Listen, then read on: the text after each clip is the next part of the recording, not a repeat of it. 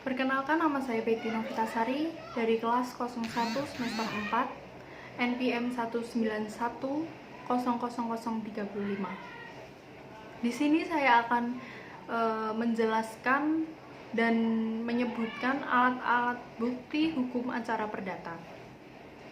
Alat-alat bukti yang sah menurut hukum acara perdata sebagaimana diatur dalam pasal 164 HIR atau 284 RBG. Alat pembuktian meliputi bukti surat, bukti saksi, persangkaan, pengakuan, dan sumpah. 1. Bukti surat. Alat bukti surat dikategorikan sebagai alat bukti tertulis.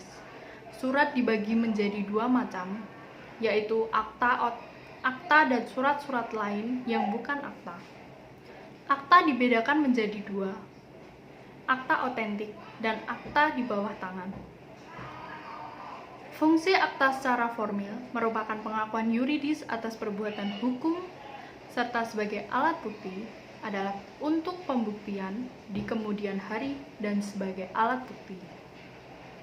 Kekuatan pembuktian akta meliputi kekuatan pembuktian lahir, yakni kekuatan pembuktian yang didasarkan pada bentuk fisik atau lahiriah sebuah, maka memiliki kekuatan sebagai akta sepanjang tidak terbukti sebaliknya.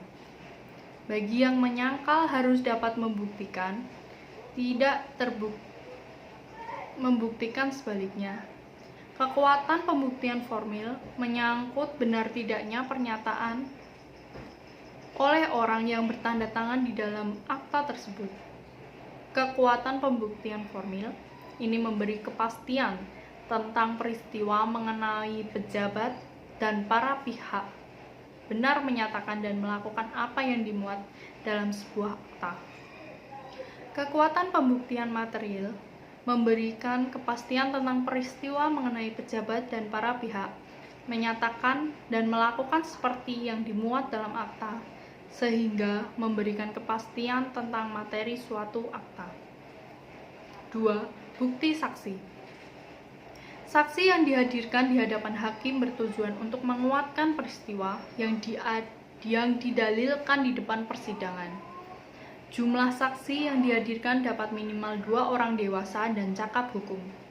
Keterangan satu saksi di depan persidangan tidak dapat dipercaya sepanjang tidak didukung dengan alat bukti yang lain.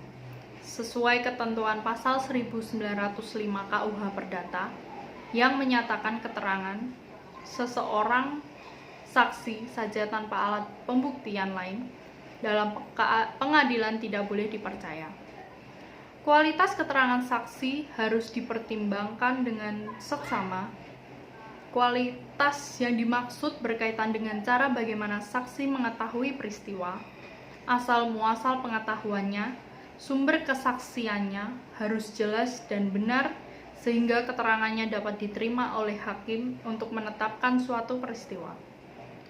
Keterangan saksi tidak dibenarkan berasal dari dugaannya atau pemikirannya atau pendapatnya sesuai dengan ketentuan pasal 1907 KUH Perdata. 3. Persangkaan. Alat bukti yang diakui di dalam hukum adalah persangkaan yang dalam pasal 1915 KUH Perdata diberi pengertian yakni persangkaan adalah kesimpulan yang oleh undang-undang atau oleh hakim ditarik dari suatu peristiwa yang diketahui umum ke arah suatu peristiwa yang tidak diketahui umum. Ada 2 persangkaan, yaitu persangkaan yang berdasarkan undang-undang dan persangkaan yang tidak berdasarkan undang-undang. Dalam berbagai literatur, ketentuan pasal di atas dimaknai bahwa persangkaan itu terbagi 2 jenis, yakni persangkaan undang-undang dan persangkaan hakim. Persangkaan hakim adalah kesimpulan yang ditarik oleh hakim dari suatu peristiwa yang diketahui umum ke arah suatu peristiwa yang tidak diketahui umum, seperti fakta-fakta yang terungkap di persidangan yang dijadikan dasar hakim untuk menyusun pertimbangan hukum di dalam putusannya. Sedangkan persangkaan undang-undang telah dimaksudkan di dalam pasal 1916 KUH Perdata yang menerangkan bahwa persangkaan undang-undang ialah persangkaan yang berdasarkan suatu ketentuan khusus untuk undang-undang dihubungkan dengan perbuatan-perbuatan tertentu atau peristiwa-peristiwa tertentu. 4. Pengakuan. Pengakuan itu ada yang diutarakan di depan hakim dan ada yang tidak di hadapan hakim atau di luar persidangan. Pengakuan di depan hakim dalam persidangan mempunyai kekuatan pembuktian yang sempurna, baik diungkapkan sendiri maupun melalui seorang kuasa. Hal itu seperti dinyatakan di dalam ketentuan pasal 1925 KUH Perdata yang isinya menyatakan pengakuan yang diberikan di hadapan hakim merupakan suatu bukti yang sempurna terhadap orang yang telah memberikannya, baik sendiri maupun dengan perantara seseorang yang diberi kuasa khusus untuk itu. Pengakuan seperti yang dimaksud di dalam pasal 176 HIR mengandung asas on split bar aveu atau pengakuan yang tidak boleh dipisah-pisah, yaitu tiap pengakuan harus diterima segenapnya dan hakim tidak bebas akan menerima bagiannya saja dan menolak bagian yang lain sehingga menjadi kerugian kepada orang yang mengaku itu, melainkan jika orang yang berutang untuk melepaskan dirinya menyebutkan bersama pengakuan itu beberapa perbuatan yang nyata palsu. Yang kelima, sumpah.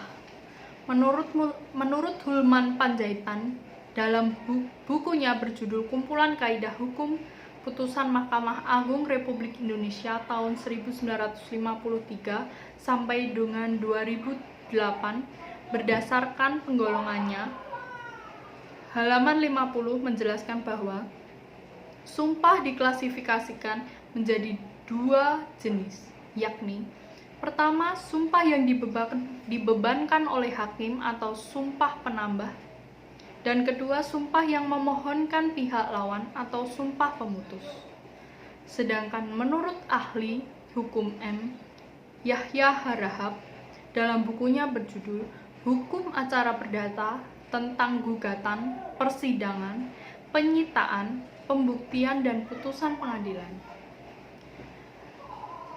menjelaskan bahwa sumpah sebagai alat bukti adalah suatu keterangan atau pernyataan yang dikuatkan atas nama Tuhan dengan tujuan agar orang yang bersumpah dalam memberikan keterangan atau pernyataan itu takut atas murka Tuhan apabila dia berbohong, dan takut kepada murka atau hukuman Tuhan dianggap sebagai daya pendorong bagi yang bersumpah untuk menerangkan yang sebenarnya.